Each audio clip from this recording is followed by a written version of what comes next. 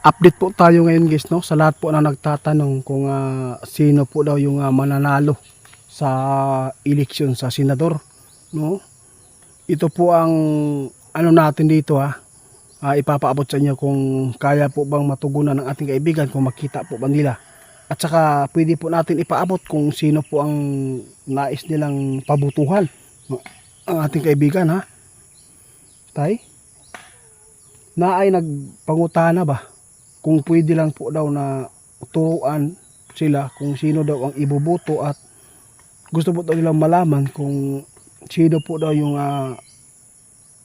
walang puruhan ba na manalo. Pwede po daw na pangalanan po daw natin.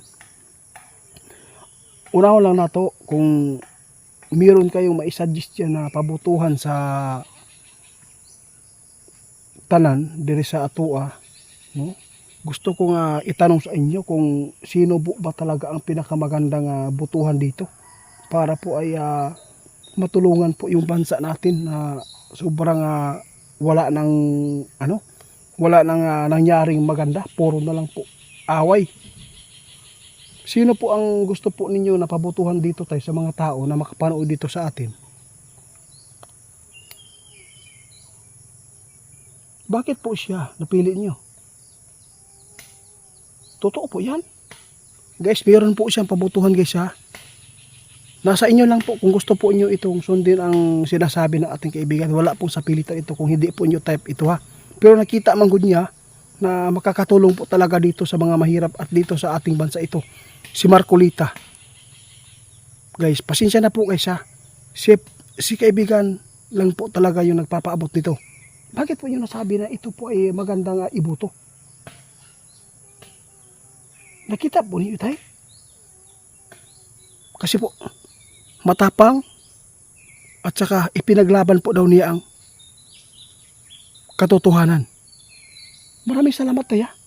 Pero meron nagtanong dito tayo, kung sino po daw yung mga senador na matatalo daw dito at saka gusto nilang malaman. May alam po ba kayo? Pwede ba pangalanan natin? Sige po. Guys, hindi po daw niya pangalanan. Sino po yan? Sige po. Pasensya na, nangungulit ako. Pero pwede kang magbigay po ng clue dyan para po ay at least ba mapaabot. At least meron silang makuhang idea kung sino. Paktay na. Guys, sa lahat po na makapanood dito, alam ko nga baka meron tayong mga basher ito magagalit. Pero ito man good ang nakita ng ating kaibigan, no? Sa lahat po daw ng mga kumukontra po sa mga Duterte, no? Na mga senador, posibleng marami yung matatalo, sabi ng ating kaibigan. Ito po talaga yung nakita po yun tayo.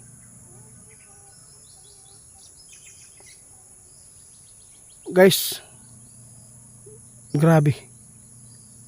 Meron pa siyang dinagdag si tatay po na kung yung mga tao po daw dito na hindi po talaga magpapadala sa mga paninira at nakikita po nila yung mga senador na totoong may puso at tumutulong, na wala pong mga isyu na lumalabas po sa social media, sa TV, may puruhan po daw talaga, mananalo sila guys. At saka yun po talaga ang pipiliin po natin, no?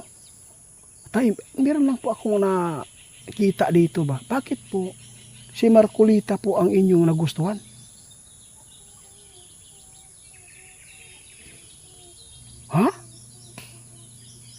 Laka. Guys, hindi ko na lang po sasabihin pa yung iba. Kasi ayaw po natin na may magagalit po, no? Kasi po, tumulong lang si kaibigan. Marami po nag-request sa atin yan, na gusto po nilang patingnan kung sino po ang gusto na iboto na makatulong ba dito sa atin, no? Kaya tumulong po si kaibigan. Kaya ito po yung pinasya niya. Kung sino man po yung marami mga issue dyan, no? Sabi po ni kaibigan kanina, yung mga kumakalaban sa Duterte, medyo tagilid, no? Na mga senador. Kung mayroon mananalo, yung mga taong gumagawa lang po ng kabutihan at saka yung mga tao na mayroong naipakita na magandang naitulong po dito sa atin. Be wise lang po tayo guys. Sabi ng ating kaibigan, ang pipiliin po daw natin ngayon, yung mga tao ba na handang tumulong sa mga mahihirap para sa ikakaunlad ng ating bansa. Sinabi man po nila noon na wala po talagang mapipili. Totoo po yan, walang mapipili. Pero kung titingnan lang po natin yun guys, kung maraming mananalo na mabubuting kasi meron pong mabubuti po guys, pero ngunit hindi pa rin sila makapagbigay po ng kanilang suggestion ba. Hindi po sila ang masusunod kasi po mas marami po yung mga tao nakaupo sa Senado o sa bansa natin na hindi malinis po ang pakay dito sa ating bansa. Yun po, kasi pira-pira na lang po talaga. Yun po ang masakit. Pero kung mananalo po yung sinasabi ng ating kaibigan, yung mga tao na dapat po natin ibuto, kung ito ay kining mudaghan ding mga maayo na mga mudaghanay karon guys, posible na hindi po mananaig ang mga kurap dito guys. Kung ito yung ang iboto ninyo na mananalo po yung mabubuting mga puso, yun po may posibleng aangat po tayo. Kaya dapat po talaga tayo magpili ng mabuting iboboto po natin sa ngayong Mayo man siguro. Tay, napakaliha. Oo, tama po si tatay guys. Sabi po niya, huwag po kayong magpadala sa pira.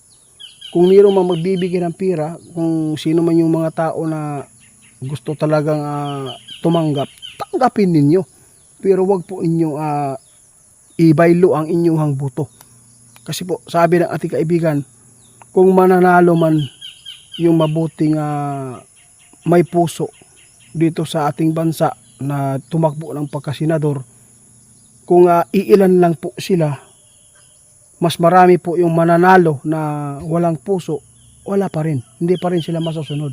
Kasi hindi malakas po ang kanilang mga ipinapaabot po para po ay ikakabuti po sa ating bansa. Yun po ang isipin natin. Kung sino man po yung walang mga issue ngayon ng mga senador na nakita po ninyo na may tulong ba na mga na hatag na maayo sa atua, kana mga atuang pang butuhan. Tay, salamat sa info sa info nimo na ipabuto ba na si Marcolita. Guys, wag po natin kalimutan si Marcolita po Kasi sabi ng ating kaibigan, siya po yung nakita po niya ngayon na may tapang ba. Oo. At saka ipinaglaban po niya kung ano man po ang mabuti. Salamat sa paabot tayo.